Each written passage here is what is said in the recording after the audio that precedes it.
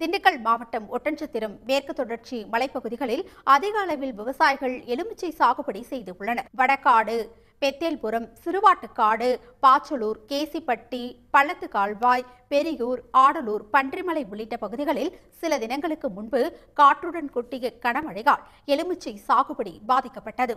செடியில் இருந்த பூக்கள், பிஞ்சுகள் உதிர்ந்து போனதால் எலுமிச்சை சாகுபடி பாதிக்கப்பட்டது. இதனால் 60 ரூபாய்க்கு விற்கப்பட்ட 1 கிலோ எலுமிச்சை பழம் தற்போது 150 ரூபாய் வரை விற்கப்படுகிறது. கடந்த 10-20 நாளைக்கு முன்னாடி இந்த காற்று மழை அதிகமாக ஆடி மாதத்தில் அதிகமாக வீசினதுனால எலுமிச்சம் பழங்கள் எல்லாமே பழத்திலிருந்து காயிலிருந்து எல்லாமே உதிர்ந்துருச்சு. வரத்து குறைஞ்சதுனால தான் விலைவாசி கொஞ்சம் அதிகமாக கூட போனது.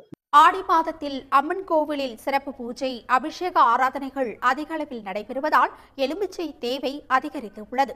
இதனால் வியாபாரிகள் போட்டி போட்டு எலுமிச்சையை கொள்முதல் செய்வதால் விலை கிடுகிடுவென உயர்ந்து உள்ளது.